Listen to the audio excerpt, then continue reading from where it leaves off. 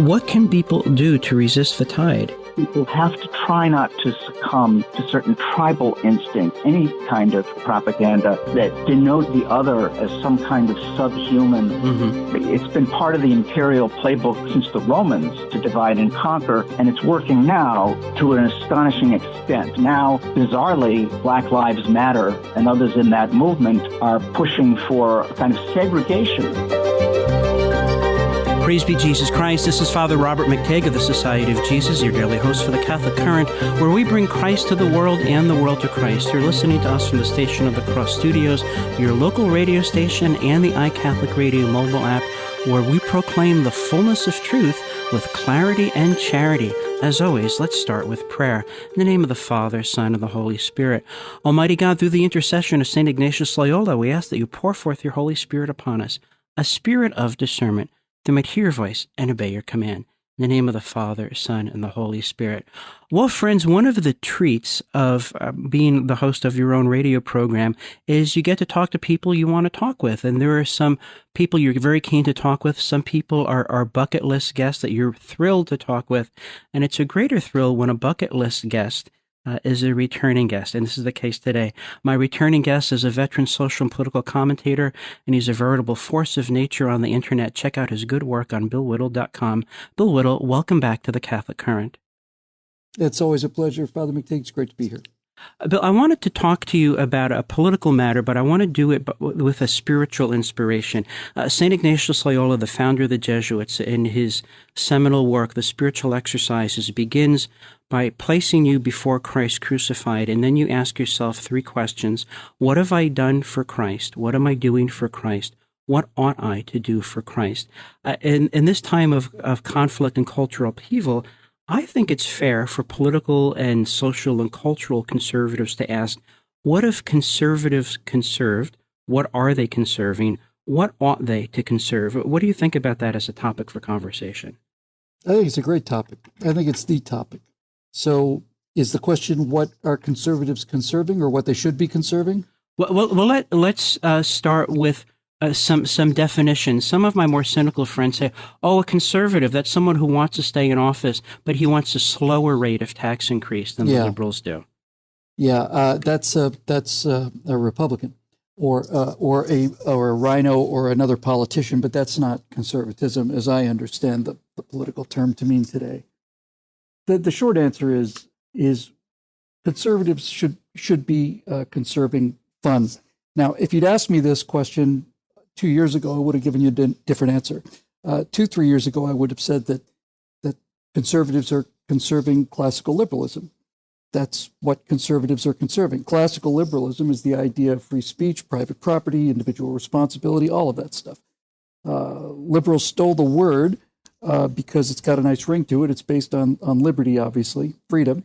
But that's why I never refer to people on the left as liberals. I call them progressives. Mm-hmm. So we're trying to conserve classical liberalism. We are really, in a sense, the true liberals in the sense of the historical meaning of the term, meaning people who want freedom, who want liberty, who want the ability to speak their mind, own their own property, and all the rest of it. But since that term's been co-opted, it's a little more difficult. And the reason I gave you the answer I gave today is because we have found ourselves in a situation where people on the conservative side of the spectrum are using language that becomes, I think, increasingly more fossilized to the advantage of the people who are trying to destroy freedom. So if you ask me what we're trying to conserve today in the environment we're in today, I would say we're trying to conserve fun. And most people think fun is extremely frivolous, and it can certainly be frivolous in a certain species of water park fun. But ultimately, when you get right down to it, the primary classical virtue that we're trying to conserve is life, liberty, and the pursuit of happiness. That's never been mentioned before, ever in history, in a political document. Has anyone ever even come close to the idea that the pursuit of happiness should be part of the human condition and something that government should respect? And the reason I say we should be preserving fun is only because the people who are doing their very best to kill freedom these days are making it exceedingly clear that in the process of killing freedom, the first casualty of this will be fun. And for young people who hear the words like liberty, they just lock those ideas away as something that, you know, maybe boomers talk about, and I'm just tired of playing by their rules. Sure. Friends, I'm speaking with Bill Whittle of BillWhittle.com, renowned social and political commentator. Bill, I know that it's a classic Christian principle that the devil has no sense of humor and cannot stand to be mocked. And so I'm glad you said that conservatives want to preserve fun. There is a kind of human freedom that is expressed in play, that is expressed in things that are not political, that are not economic, but are just joyful and relational. And that includes family, and that includes worship. On your view, why are progressive frightened of such fundamental goods? Well, because if the people who are really at the heart of the progressive movement were ever to engage in some fundamental virtues, their skin would burst into flames, and the giant pit would open up, and you'd see the sulfurous clouds of yellow smoke, and they'd be sent back to where they came from.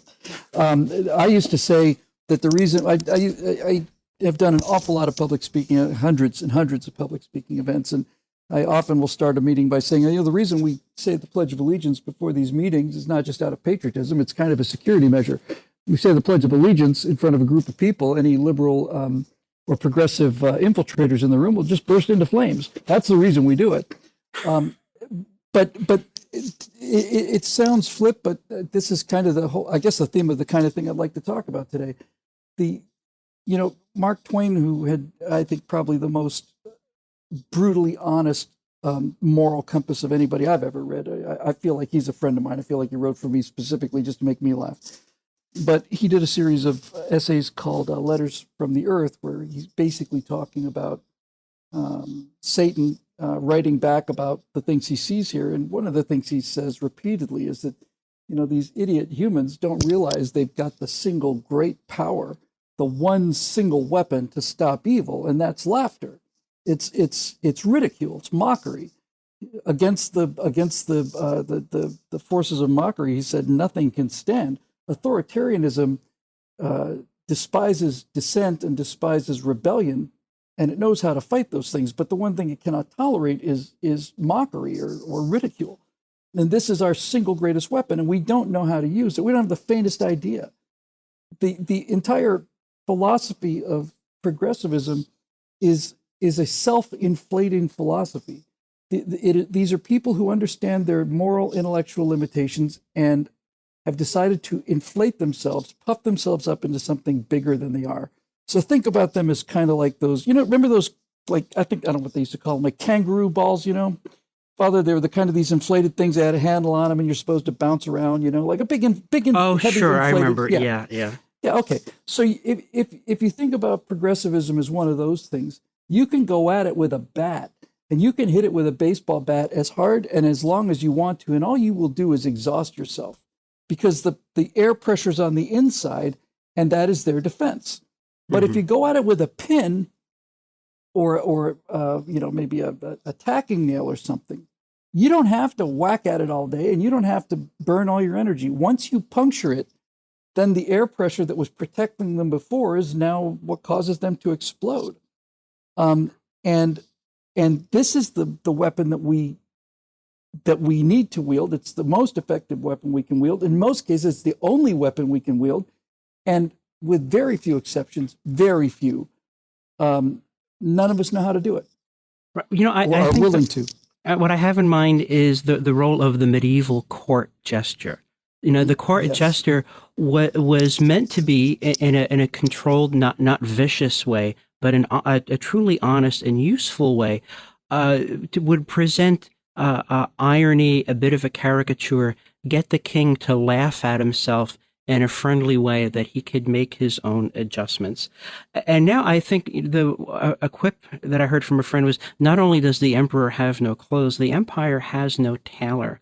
And I think we need to point that out, that we've been living under a progressive paradigm for years and years, and all we've done is destroy families and racked up a serious body count, and now we're burning churches.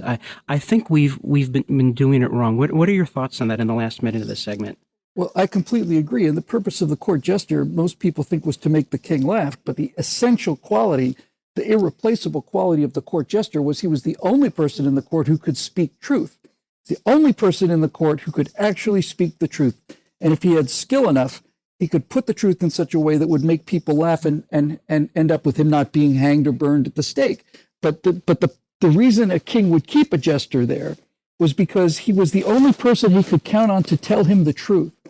And he's protected by the shield of humor. You know, in vino veritas, right? I mean, that's really essentially the entire dynamic is that through comedy and jest, we can say things that are defanged enough by the fact that we laugh at them to cover the fact that these are the actual truth being spoken that under any other circumstances would have been punished or executed. Friends, when we come back, we're going to continue our conversation with veteran social and political commentator Bill Whittle. Check out his good work on billwhittle.com. The next segment, I'm going to ask him, what have conservatives conserved? Remember, a rallying cry here at the Catholic Current is Christus Mundo, Mundus Christo, bringing Christ to the world and the world to Christ. We do it because our Lord says so, for the greater glory of God, the love of our neighbor, and the salvation of our own soul. After the broadcast today, go to thestationofthecross.com, get our resources list, download our audio podcast. Everything you need to keep the conversation going among your family and friends, we give to you. Together, let's take it around the world. We'll be back in just 2 minutes. Please do stay with us.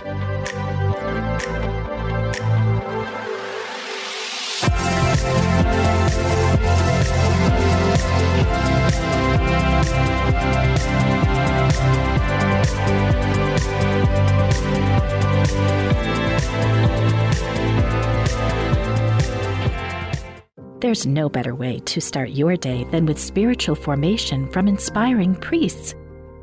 Patriotism is a virtue that was allied to the old virtue of the Greeks and Latin called pietas. Pietas meant love of God, love of neighbor, love of country. And when one goes out, all go out. That's Sermons for Everyday Living, weekdays from 6 to 7 a.m. Eastern on the Station of the Cross. You're listening to The Catholic Current with Father Robert Matej from the Station of the Cross Catholic Media Network. Stay connected with the show, our guests and topics, by following the show on Twitter and Gab. Just search for The Catholic Current. Praise be Jesus Christ. This is Father Robert Matej of the Society of Jesus, your daily host for the Catholic Current, where we bring Christ to the world and the world to Christ. You're listening to us from the Station of the Cross Studios, your local radio station, and the iCatholic Radio mobile app, where we proclaim the fullness of truth with clarity and charity. My returning guest today is veteran social and political commentator Bill Whittle. Check out his good work at billwhittle.com. Bill, in this segment, I want to talk about not only culture wars, but broadly speaking, where have conservatives put points on the board? What I have in mind is several years ago, a prominent American cardinal said in a televised interview, the culture war is over. And I said, gosh, I guess my invitation to the victory parade got lost. But surely there must be a monument now. I don't know there's a monument to the conservative victory in the culture war, but where have we put points on the board? Where have conservatives actually conserved? Well, I think all of the victories conservative movement have been everywhere except for the culture war. If conservatives, as we understand the term today, if that moral center that's baked into this country had not been held through philosophy and all of these other things, then we wouldn't be having this conversation. There'd be no conversation to have. So I think that the victory of conservatives has been in spite of the culture war front rather than because of it. Families, churches, just general patriotism, general civility, decency, good manners, all of these things are part of a happy society, and they're very, very deeply built into American society, and they've persevered because of conservatives, and I think that's it. But as far as the culture war goes, I think not only are the victories very few in terms of what we've actually accomplished, I think to a large degree we've essentially just vacated the battlefield. However,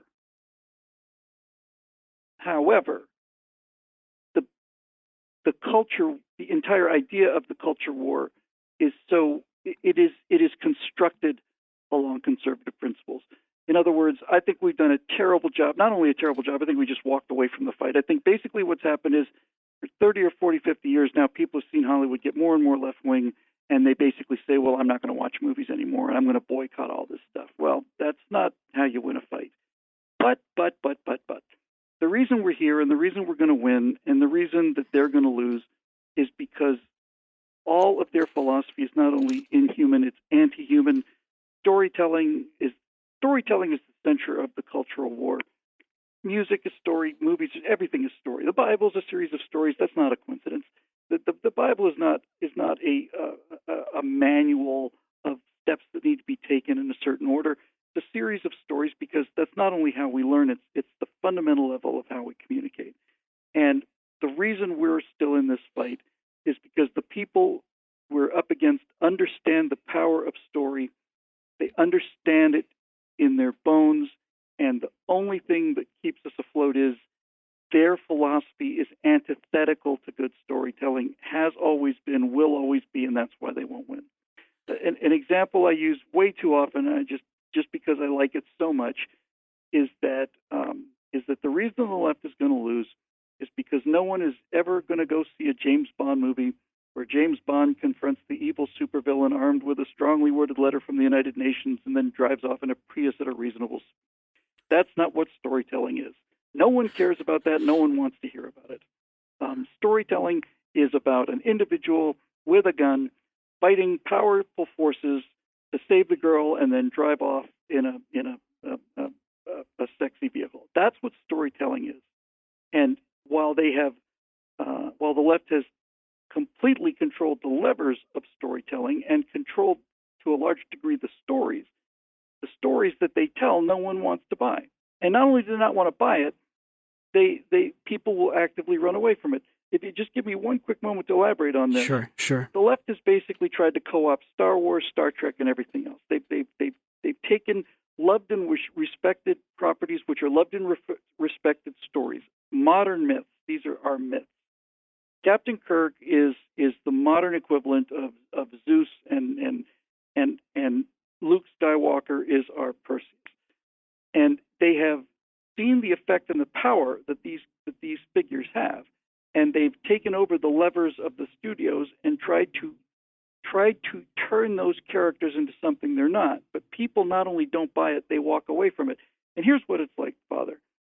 What they're doing when they hijack things like Star Wars and Star Trek and all the rest is essentially it's a form of stolen valor. And for those of your readers not familiar with the term, stolen valor is the term that veterans apply to people who dress up like veterans and then walk out in public and they want the reflected glory of being in the military, but they don't want to pay for it. They don't have the courage, they don't have the fortitude.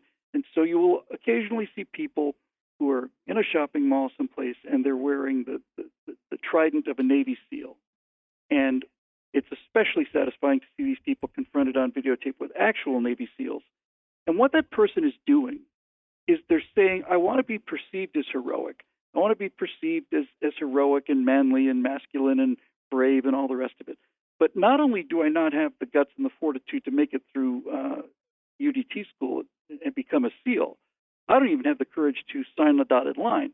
I don't even have the moral courage to be who I am. I am so morally deficient and so cowardly that I'm going to steal somebody else's valor and wear it as my own. They're the antithesis of everything that a warrior or a SEAL is.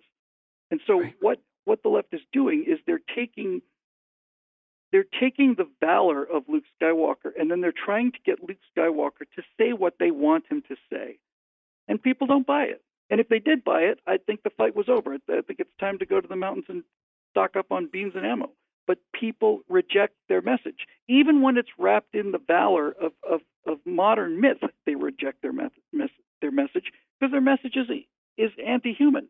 And that's why they're going to lose. Bill, I want to shift the discussion a little bit because popular culture is very, very important and it's very powerful. And I've been reading some creators and critics of popular culture recently, among them G.K. Chesterton and C.S. Lewis. And they were talking about things 70 years ago, 80 years ago, 100 years ago plus. And it sounds an awful lot like what's going on now. Chesterton talking about journalism and the press, C.S. Lewis talking about the dehumanization and the flattening of education. There is a sense in which this is not new.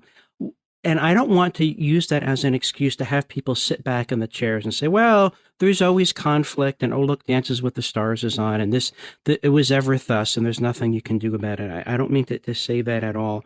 I think since the 20th century, there has been a corrupted sense of classical liberalism. Pope Pius the 13th, Pius XII, and Leo the 13th, and Pius X would have called it modernism. And modernism wants to evacuate the personal from both the divine person and the human person, and then have just great, strong acts of will managed by the collective. And we know what a terrible, terrible body count and soul count that racks up. It seems to me that anyone or any group who would call themselves conservative has to name that monster first. And yes, you need legislation to protect yourself. Yes, you need theology to protect people from that. But you're going to need really compelling stories. Chesterton talked about the penny dreadful, the pulp fiction of his day, as the actual center of a million flaming imaginations. I'm an academic. I can give you arguments until Christ returns in glory. But setting aflame the imagination, that's an essential gift. It seems to me that the heirs of the classical liberal tradition haven't been really good on passing on that torch. Why is that? Well, I think that article, the commentary that Chesterton wrote about the Penny Dreadfuls, which, as you say, was just basically the comic books of the day, the lowest of the low. There's a tendency among people to think that, well, the masses are just reading this dreck, and if we could just get them to read more Homer, or more Chomsky, then they'd be much better educated, and we'd be much better off in this fight. And what if I understood him correctly, what Chesterton was saying was that this isn't literature, this is storytelling. And he had a couple of terms in there that just knocked the wind out of me. He said one of them is when a lecture ends or literature ends, you think, okay, well, I'm going to have to think about this now. But when a story ends, you look at it the same way that you might look at spending your last penny or having your last smoke. You want the story to continue to forever. It's so enjoyable. But the one thing he said that just genuinely made me stop was he said, yes, this kind of pop culture storytelling may lack grace and elegance of form, and it may lack all of these things, but the one thing it never lacks is hope. It is never hopeless. He said that hopelessness is a luxury that only the higher classes can afford, hopelessness. He said all of this storytelling is fundamentally human in that it's good versus evil. It's a guy in a white on a white horse wearing armor or a cowboy hat and fighting a dragon or the bad guys or whatever the case may be. And yes, it may be on some level not great literature, but great literature in so many cases is divorced from the fundamental humanity of what pop culture penny dreadfuls are. They are human stories, and they are connecting people to fundamental humanity. And when he said that those stories are never hopeless, that this is a luxury that only intellectuals have, is hopelessness, I just thought, my God, that may be the most profound thing I've ever read on the subject. Well, someone had once told me that boredom, which is, a cousin to despair and hopelessness, boredom is the pain of underused gifts. And people who are trying to scratch a living out of the soil or hold the hand of a loved one while he's dying, such people are never bored. There is always something vast and urgent to do. And I think we've allowed ourselves to become so fat, dumb, and lazy that we don't have that sense of a great call. Is part of the difficulty we don't know how to aspire anymore? Well, it's funny you say that because it wasn't too many years ago when I heard somebody say that the classical definition of happiness, that the Greeks and the Romans, Greeks especially, defined happiness as using all of your abilities to their fullest measure, whatever those abilities may be. That was the essential happiness. Was doing something tough as well as you possibly could. That the feeling that results from doing something difficult and to it, and this doesn't have to be building a rocket, it can be building a rocking chair. If you do something to the maximum of your abilities, that is the genuine definition of happiness. And that's something I can certainly attest to, and anybody who's ever done anything well can attest to that. This is the quality of human happiness, and all human despair and all of the political opportunities that are taken advantage of by people are filled. People who want to exert power over other people fill them with despair, because despair opens them up for control. Yes. And if you Bill, let's take up the thread of the conversation in the next segment. Friends, when we come back, we're going to continue our conversation with veteran social and political commentator Bill Whittle. Check out his good work at billwhittle.com. In the next segment, we're going to be talking about culture wars, who's been winning, who's been losing. After the broadcast today, go to thestationofthecross.com, get our resources list, download our audio as podcast. Wherever you can find audio, you can find us, download us. Follow the channel, write a review. We need to attract the attention of the algorithms so these conversations get the attention they deserve. We'll be right back. Stay with us.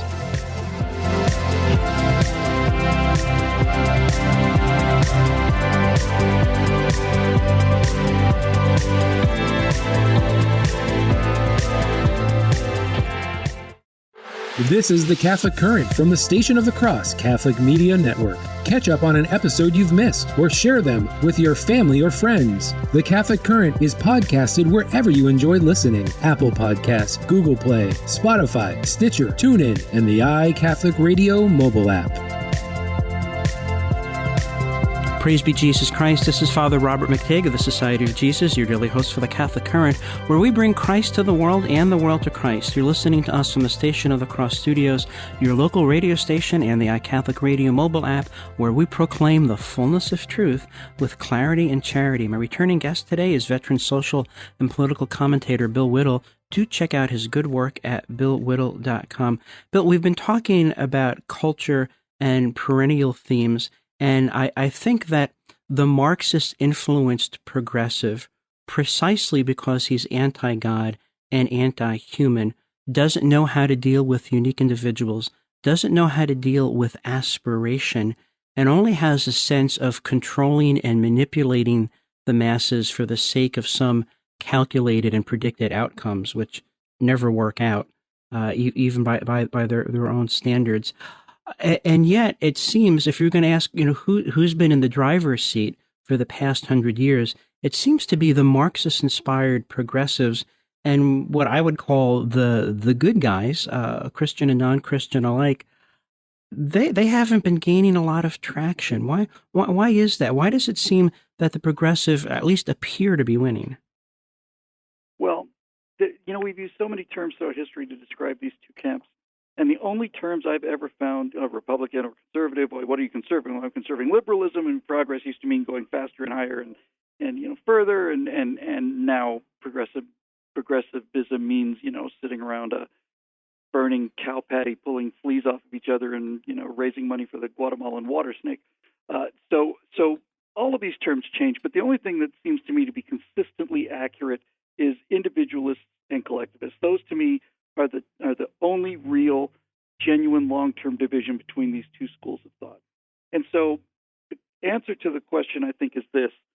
Collectivists are very good. Collectivists' only weapon is to try to influence people into collective decisions. But their problem, and their insurmountable problem, which is why they're going to lose, is that we learn through stories, we relate through stories. We're built for stories. That's how we process information, it's how we process morality and all of it. And collectivism is not a storytelling medium. And I can give you some examples of this. Yes, there has please. never been a movie that you've ever can mention that was about a group of people, about a collective. Now, you may say that, well, there's a story, let's take Rudy or something, right? And it's about a football team. It's not. It's about a guy on a football team. And even if I was going to do a story like Remember the Titans, or a story about the team that was killed in the plane crash, I wouldn't be telling a story about 40 members of a football team. I'd be talking about, I'm inventing now, I'd be talking about the inner city kid who never thought he has a chance, but now he's got a chance to shine. I'd be talking about the guy who was, star quarterback, but he threw an interception on the key play of the last season, and now he doesn't trust himself. And so I would tell, even if I was telling a story about a group of people, I would still tell the story of 3 or 4 of those people, and everybody else would be props, essentially. You cannot tell a collectivist story because there's no story there. Individualism is the only story there is. Every story of the hero, every single biblical story, every story you've ever heard or ever remembered is about one person facing maybe a multitude of problems. Maybe the problem is inside his own spirit or his own self. But it's always about individual struggle and individual effort because we hear stories as individuals. And the reason stories have their power over us is because we can imagine ourselves in their place. The reason that coming back to Star Wars, although you could pick any number of different things, let's stay away from pop culture. Let's go to a classic. Go to King Arthur. Okay, the reason that the story of Arthur is so compelling is because we all feel like, not that we all feel like we're kings, we all feel like we're page boys. We all feel like we're servants. And every single person who has ever heard the story of King Arthur has on some level in their heart believed that if they got on top of the stone, they would be able to pull that sword out of it. They believe it could be them. And that ability to identify yourself with the hero is what makes storytelling work. And it's the entire dynamic. And nobody ever listened to the story of King Arthur and heard the story of the boy and the sword and the stone and identified with the knights who couldn't pull the sword out. There's no one ever did that. No one's ever listened to that story and said, oh, I would have been one of those guys who just tugged at it and would have gone down in defeat. No. Everybody imagines that they could be Arthur, that they could be the person who had kingliness inside of him. And that's what Luke Skywalker is, by the way. He's a farm boy who has kingliness and divinity inside of him, and the whole saga is him discovering that. And the reason that story is timeless is because everybody who listens to that story says to themselves, I know I'm not a king, I know I'm just a farm boy, but inside this farm boy is greatness, and I feel like I could have that in me too. And how do collectivists tell that story? They can't do it. The collectivists are automatically the villain, always. The story of the underdog is the story of David versus Goliath. And if your entire philosophy is being Goliath, then there's no way to tell the story of David and Goliath and make people want Goliath to win. It just doesn't work that way, Father.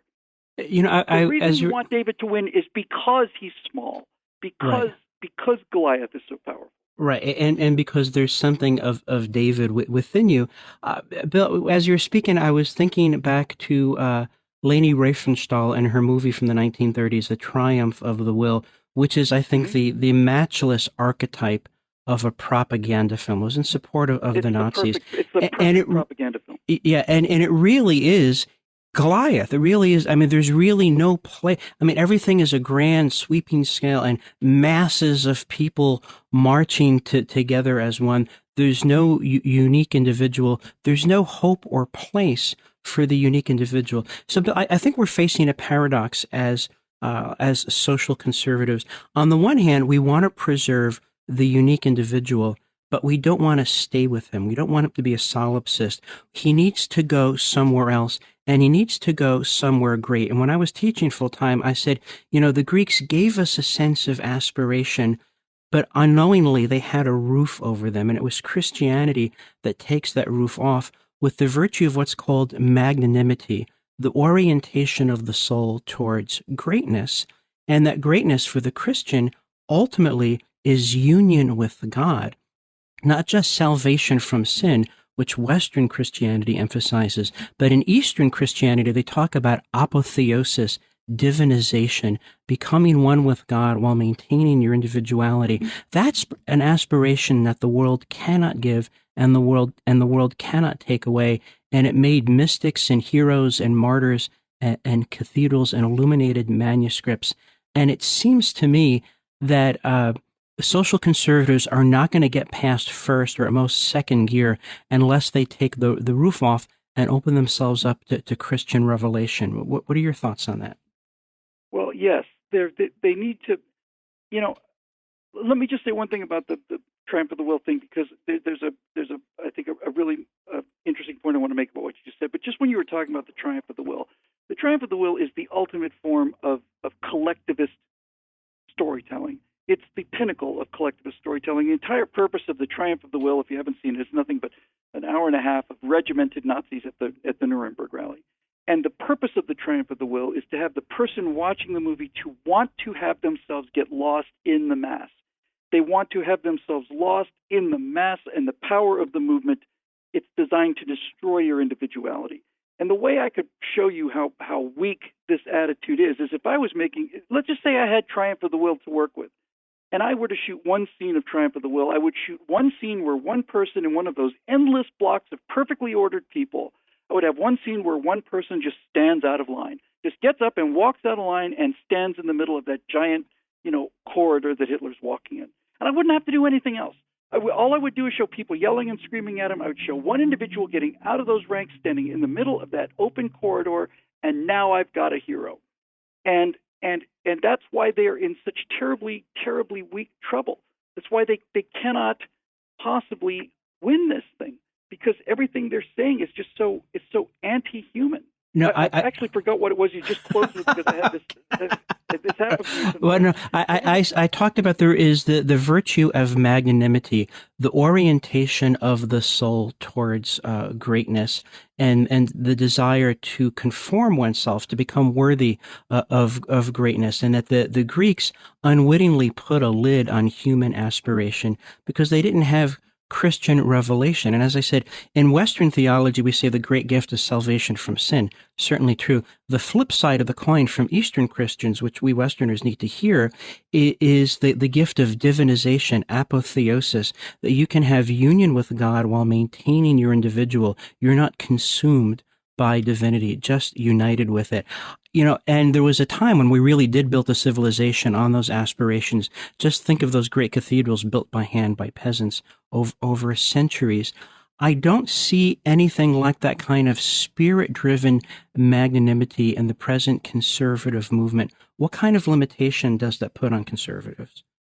Well, it's the reason why we can't close the deal, Father. I mean, if you think about the culture war as a battle, right? Everything we've talked about on the show today is this idea that individuality is a human quality. All stories are individuality. And to me, this is like a force of nature. So to me, the kind of situation we find ourselves in is, here we are running from the Pharaoh, and we get to the edge of the Red Sea, and then the Red Sea parts, and here's our pathway, and then we just stand there. We just stand there. And at some point, you have to have some kind of, you have to be willing to get into the fight. It's like if God's gonna part the Red Sea for you, you have an obligation to go. Right. It's almost like, the Red Sea's parted and we're just standing here. So what? You're not going to carry us across? No, this is as far as I go. This is as much as I'm going to do. So if we're in a world where individuality and storytelling provides us with such an unbearable, unbeatable advantage, why is it that we don't take the steps necessary to get in there and close the deal? Why is it that we're so afraid of it? And I remember what it was I was trying to say a second ago. And the reason is simply this, I think. Conservatives are suspicious of emotion. They're wary of it. And they've got a right to be, because everything we've seen in terms of the destruction of everything that we love has been an appeal to emotion. And so therefore, conservatives think that any appeal to emotion is automatically evil and automatically wrong. And this is why we won't cross the Red Sea and just close the deal, because we're afraid of emotion. We think it's cheating. We think that an appeal to emotion is cheating. And here's the thing I wanted to mention a second ago. Many years ago, I went to Las Vegas and I saw the Michael Jackson Cirque du Soleil show.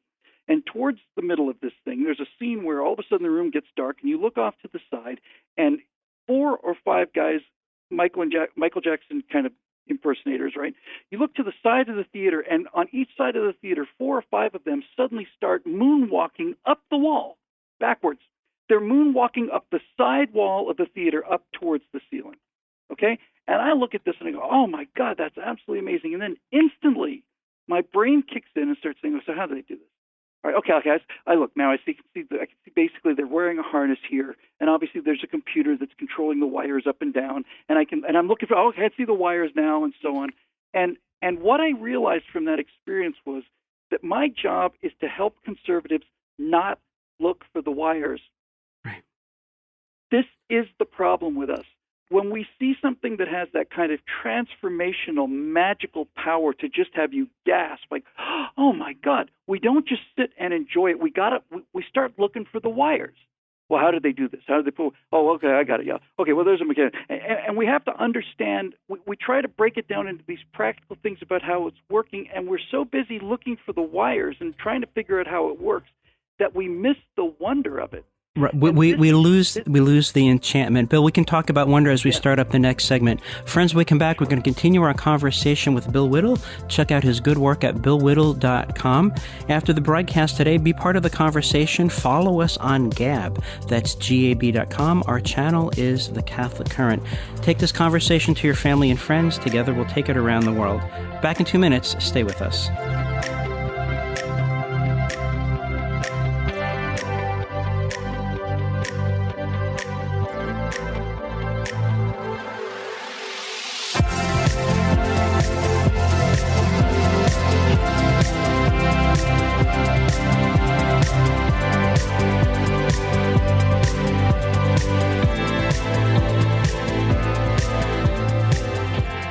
Each weekday from 10 to 11 a.m. Eastern, the Station of the Cross brings you Mother Miriam Live.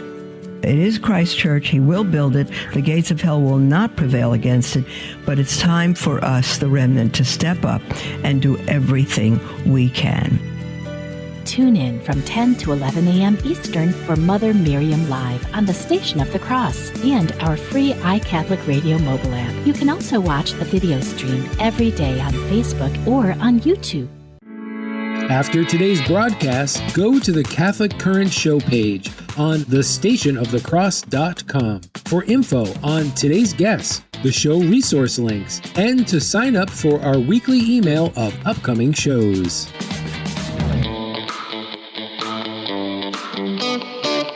Praise be Jesus Christ. This is Father Robert McTague of the Society of Jesus, your daily host for the Catholic Current, where we bring Christ to the world and the world to Christ. You're listening to us from the Station of the Cross Studios, your local radio station, and the iCatholic Radio mobile app, where we proclaim the fullness of truth with clarity and charity.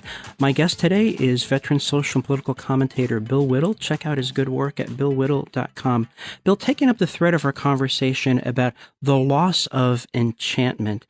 And I think that enchantment, rather than mere whimsy or fancy, is the way to go forward for conservatives in the social and cultural war that we're in. Ignatius Press asked me to review an advanced copy of Peter Kraef's next book in order to write a blurb. And what I'm working on now is to say that this book is a rare kind of philosophy book. Number one, because it's logical and lyrical. And number two, it leads not only to understanding, but to prayer and to love. I think those are necessary ingredients in a properly conservative victory. What are your thoughts on that? 100%. And as I said, the problem has been this: we have seen the left use emotionalism and sentimentality to divorce them from reason, and so we have seen how our entire society has been manipulated by appeals to emotion. And therefore, that becomes anathema to us.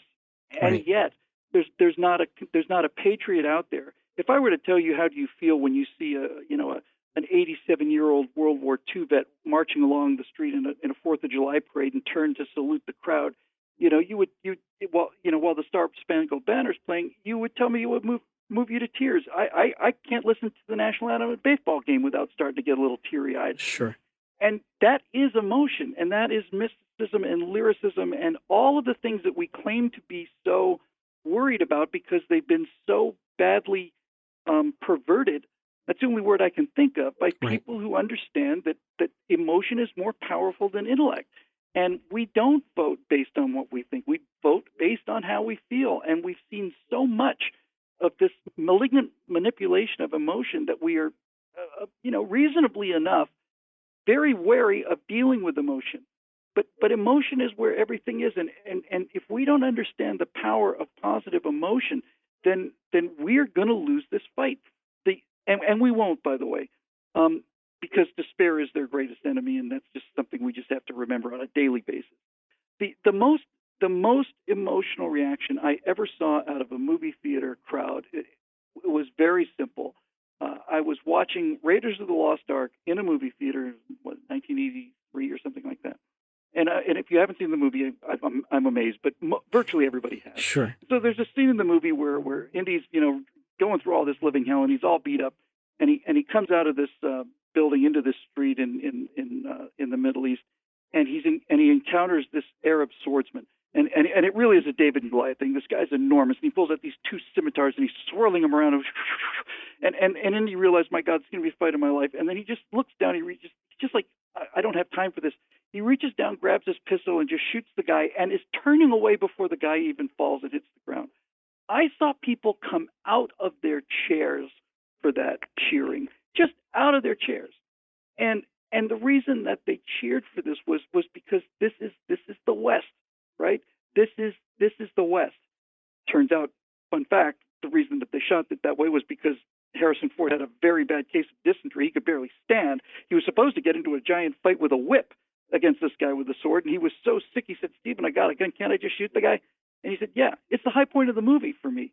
But that kind of a burst of emotion is what you get when you realize the power of your side, right?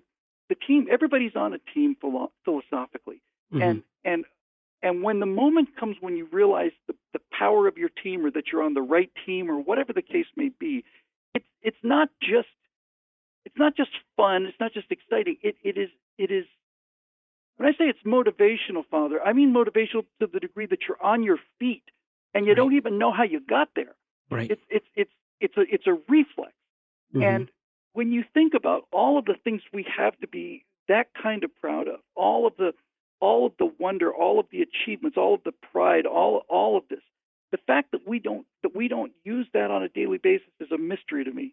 But I'm working right now on a short thing, computer-generated short, just as a membership-raising thing, where Alfonso Rachel, my friend, and I are these two knights, and we head into this deepest, darkest forest. We find this horrible castle. It's the source of all evil, and this big sign lights up, it says Democratic National Headquarters. We go into the dungeon, and we fight these creatures, and we mock them, and we just simply mock them. And by going in there and showing how puny and awful these things are, and laughing at them as we go through this dungeon with our shiny silver armor on, we're basically showing people, and we're connecting them to these ancient myths and these ancient ideas that a puny human, right? Think about a knight in shining armor against a dragon. You've got this pale, pink, weak creature with no fangs and no teeth. The human being is essentially a powerless creature without his armor and his sword. And even then, he's just tiny. This giant flying monster with these huge claws, and it breathes fire. But the knight is able to overcome the dragon because the armor represents a form of courage and purity, and the sword represents a kind of truth and a kind of goodness. And this image of a frail human being clad in the shining steel of truth, wielding this steel of truth, overcoming this tremendous evil. This is so fundamental. A picture is worth 1,000 words, but an image is worth 100 billion words. You don't have to say anything. You know whose side you're on. And to harness this kind of imagery is what we're not doing, because there is no way on earth that the left can own the story of a knight and a dragon and be the knight. It is impossible for them. The knight is an individual.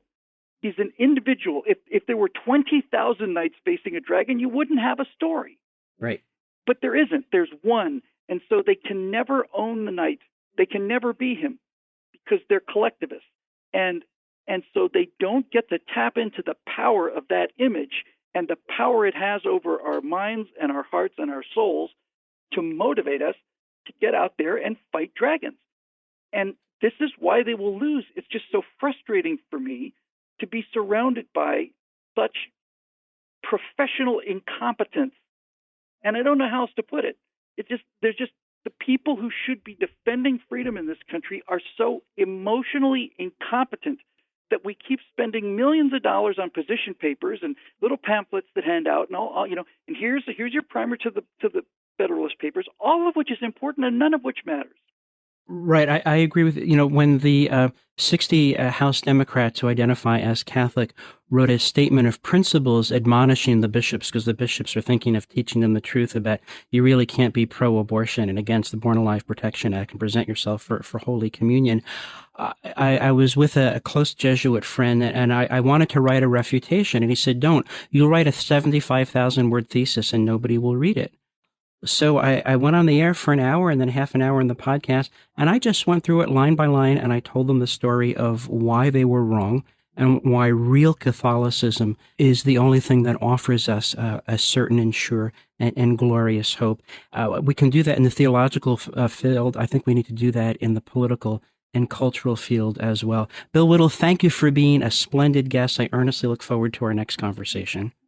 Well, splendid is an adjective that I don't hear nearly often enough in this horrid life that we all find ourselves in. Thank you very much, Bill. I'm Jesuit Father Robert McTague, your host here every day at the Catholic Current. Join us tomorrow for another stimulating conversation. It's going to be Timely Tuesdays. After the broadcast today, go to thestationofthecross.com, get our resources list, download our audio as podcast. Take this conversation to your family and friends. Together, we'll take it around the world. Through the intercession of Our Lady of Mount Carmel, may Almighty God bless you, Father, Son, and Holy Spirit. Go in peace, and please pray for me.